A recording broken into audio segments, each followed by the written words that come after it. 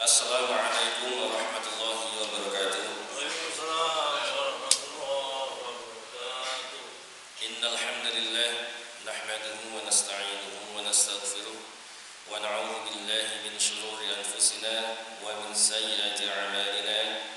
Man yahdihillahu fala mudilla lahu wa man yudlil fala hadiya lahu. Wa asyhadu an la ilaha illallah wahdahu la syarika lahu wa asyhadu anna Muhammadan 'abduhu wa rasuluh.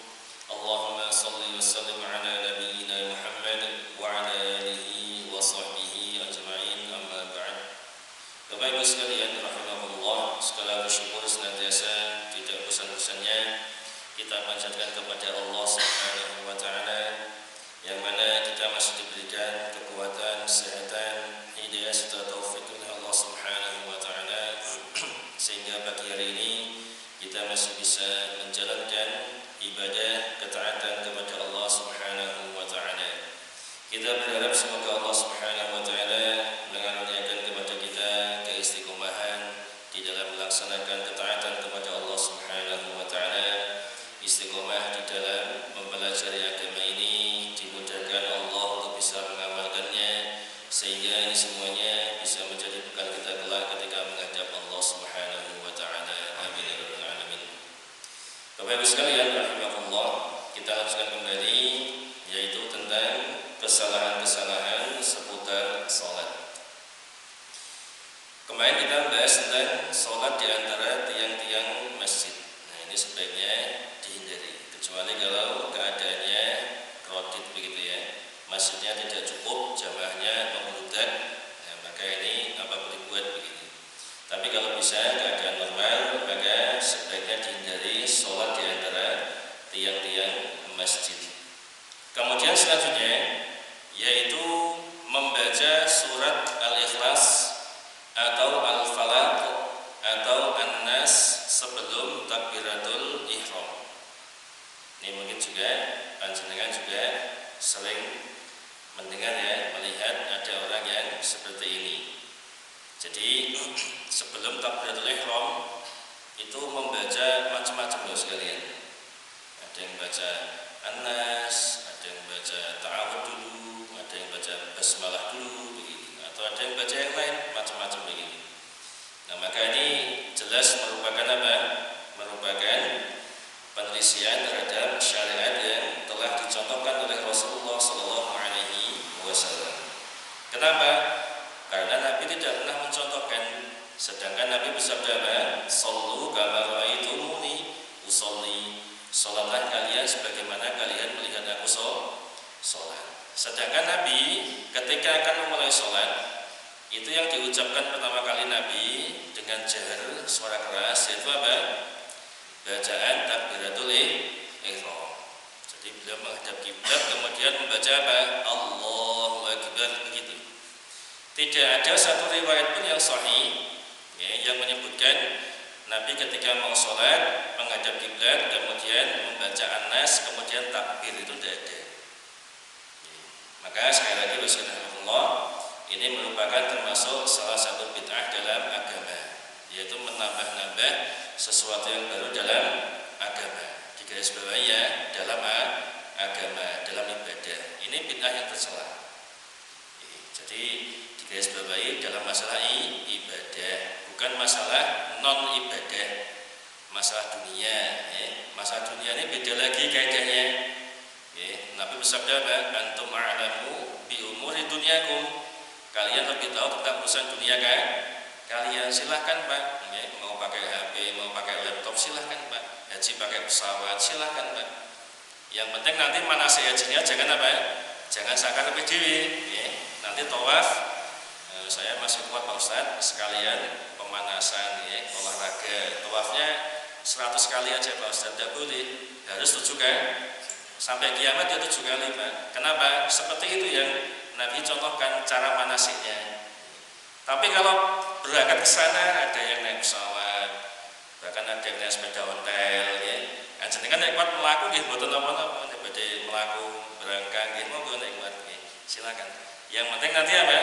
Tata cara hajinya tidak boleh apa? Dirubah-rubah begitu.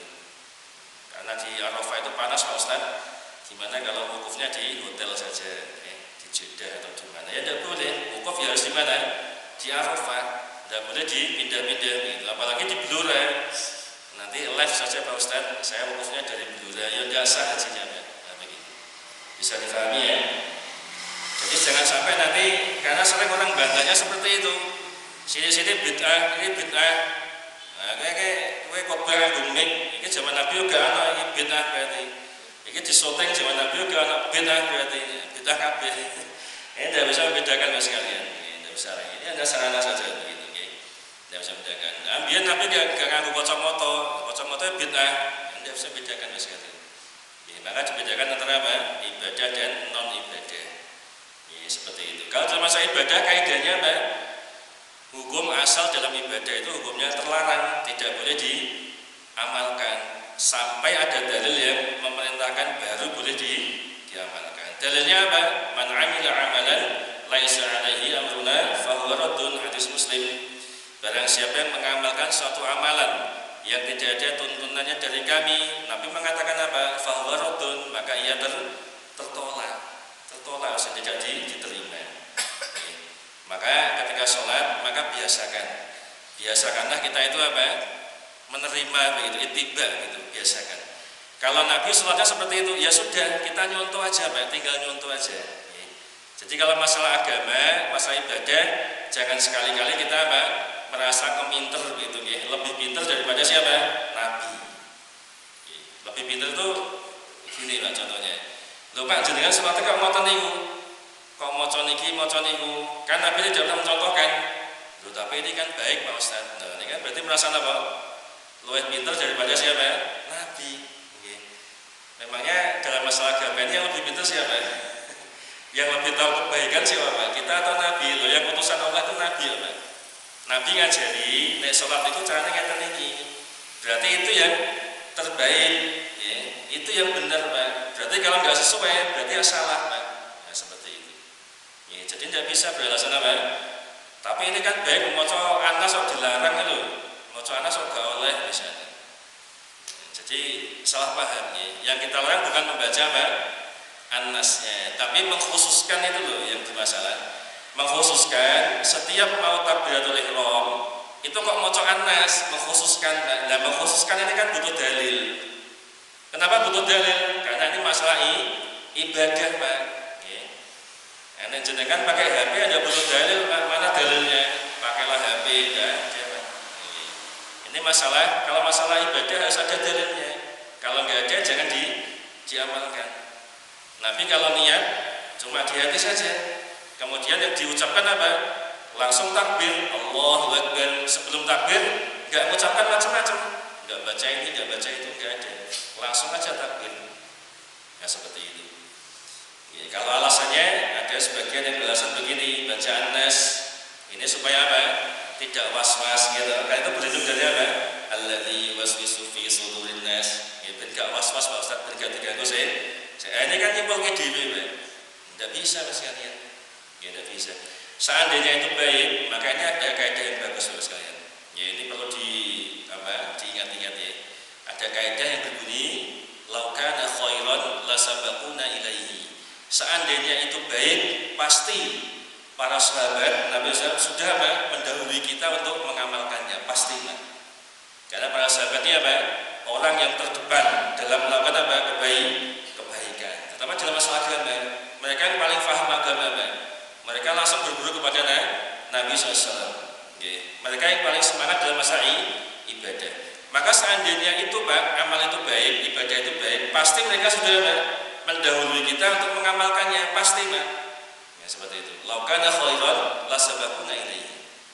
Nah kalau ada yang jawab, tapi ini kan baik, maka kita jawab Pak, laukana khairan lasabaquna ilaihi. Seandainya itu baik Pak, pasti para sahabat sudah mengamalkannya. Tapi mereka tidak pernah mengamalkannya. Berarti itu bukan sesuatu yang baik dalam agama. Tapi kan menurut saya baik, tapi menurut saya tidak baik. Ya, terus siapa yang mau dipakai ini Pak? Agama nggak pakai akal-akalan Pak, harus ada dalilnya. Kalau pakai akal siapa yang mau kita pakai? Nanti yang kalian nggak ketemu Pak, ada 10 orang, nanti 10 pendapat. Nanti yang benar, akal siapa yang mau kita pakai Pak? Kalau beragama dengan pakai akal-akalan, nggak standar nanti. Akal siapa yang kita pakai? Nanti generasi berapa tahun depan ada orang lebih pintar lagi, nanti berubah lagi caranya, ya, karena otaknya berbeda lagi begitu. Maka harus ada standar yang kita jadikan standar bersama, yaitu apa? Yaitu tadi Nabi ini sholatnya tripun, ini kita jadikan standar bos sekalian.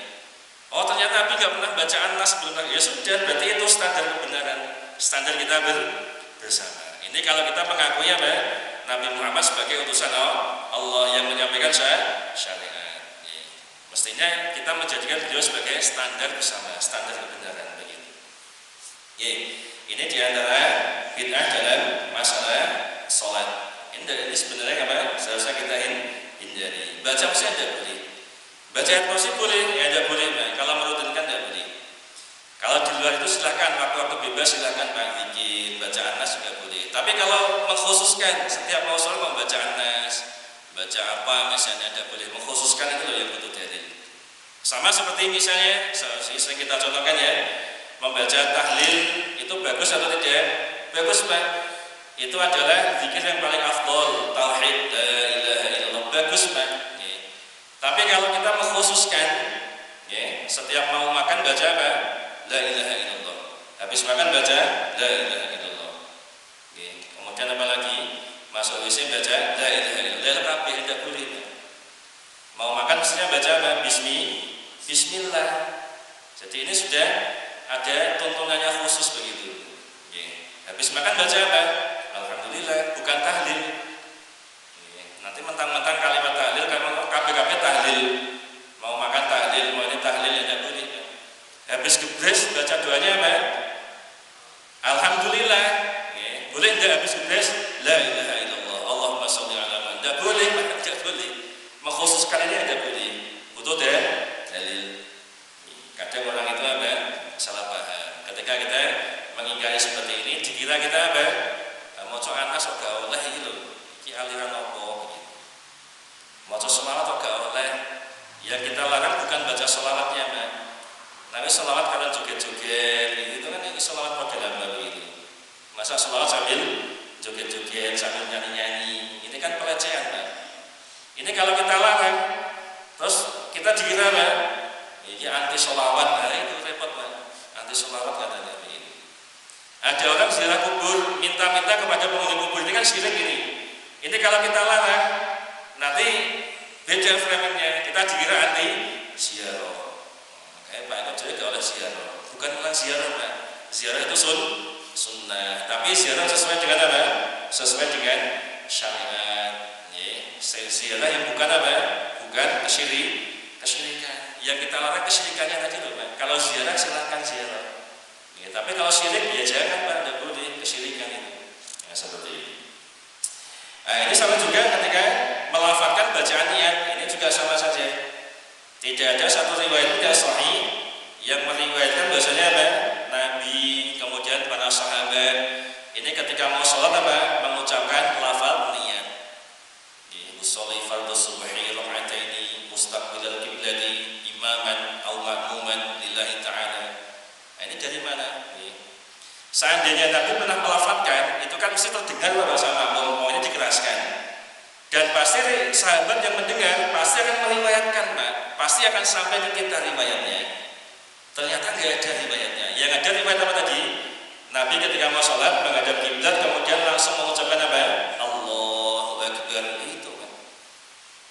Tidak pernah melafalkan niat. Karena para ulama sepakat niat itu tempatnya di mana? Di hati. Niat itu termasuk amalan hati, bukan amalan di lisan. Ya, sepakat loh sekalian. Imam Ibnu Is, ya, Imam Ibnu Abil Is Al-Hanafi rahimahullah beliau mengatakan, tidak ada seorang ulama pun dari imam yang empat, ya, tidak pula Asy-Syafi'i maupun yang lainnya yang mensyaratkan melafalkan niat tidak ada. Kalau sholat syaratnya harus melafalkan niat. Kalau berniat ya harus innamal a'malu binniyat, harus niat. Ya, tapi apakah harus dilafalkan? Nah, ini yang bermasalah. Tidak harus dilafalkan. Karena niat termasuk amalan hati, cukup dalam hati. Kita niat mau sholat apa begitu. Menurut kesepakatan mereka, niat itu tempatnya di hati. Hanya saja sebagian orang belakangan, ini ulama belakangan sekalian, ini mereka mewajibkan seseorang melafalkan niatnya dalam sholat, dan pendapat ini diklaim ya, tanda kutip ya, diklaim sebagai mazhab Syafi'i. Tapi ini dibantah sendiri oleh Imam An-Nawawi. Imam An-Nawawi ini apa? Ini tokohnya mazhab Syafi'i, dibantah. Beliau mengatakan apa? Ini tidak benar. Tidak benar karena ini mazhab Syafi'i melafalkan niat. Coba datangkan riwayat yang mengatakan Syafi'i apa? Sebelum sholat harus melafalkan niat. Tidak ada. Ya, jadi sekali lagi subhanallah, hendaknya kita biasakan kita itu ittiba kepada Nabi. Biasakan kita itu apa? Mencukupkan diri dengan apa yang dicontohkan Nabi SAW. Ya insya Allah selamat kita, Pak. Jadi masa ibadah itu jangan kita apa? Sok kreatif begitu ya, kreasi itu tidak boleh. Ya, ini kalau kita membiasakan berkreasi, sidik-sidik tambah-tambahin, nanti semuanya akan kita tambahin. Nah, jangan perhatikan aja. Mulai dari adzan, gitu. Sering kita dengar ya, sebelum adzan itu loh, itu membaca macam-macam. Ini dari mana? Subhanallah walhamdulillah wa la ilaha illallah wallahu akbar, la haula wa la quwwata illa billah, Allahumma sholli ala. Ini dari mana baca? Kalau mau adzan langsung adzan saja, Pak. Gitu. Ada enggak riwayat Bilal ketika adzan apa? Baca sholawat dulu, baca subhanallah walhamdulillah. Enggak ada, Pak. Itu kalau kita kulino terbiasa nambah-nambah ya begitu, Pak. Nanti tambahin semua itu, Pak. Alasannya apa? Oh ini kan baik, Pak Ustaz. Jadi kadang itu tambahnya mah luwih dawa timbang apa adzane. Sebelum adzan itu mau copo gitu dawa sekali begitu. Ini dari mana? Adzannya langsung adzan saja begitu. Kemudian yang mendengarkan apa? Setelah adzan yang mendengarkan menirukan setelah adzan apa? Betul. Berdoa setelah adzan. Nah, kalau itu ada contohnya. Tapi kalau sebelum adzan, jadi yang mau adzan ini sebelum adzan, tidak usah baca macam-macam, Pak. Langsung adzan saja. Baca ta'awud gimana? Ya tidak usah. Kalau kita contohnya, laukan khairan lasabaquna ilaihi, seandainya itu baik, Pak, mesti sahabat Bilal itu sudah apa? Sudah mengamalkan, Pak.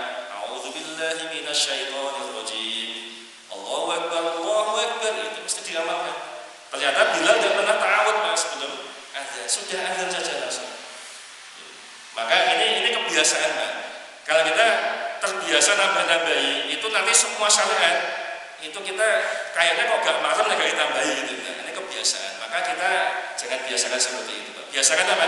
Mencukupkan diri dengan apa yang datang dari Nabi dan para sahabat. Kita cukupkan, Pak, masalah ibadah. Masalah ibadah. Ya, masalah dunia silakan. Selama Pak, tidak bertentangan dengan syariat. Hukum masalah boleh. Ya, kalau masalah dunia hukum masalahnya boleh selama tidak bertentangan dengan syariat.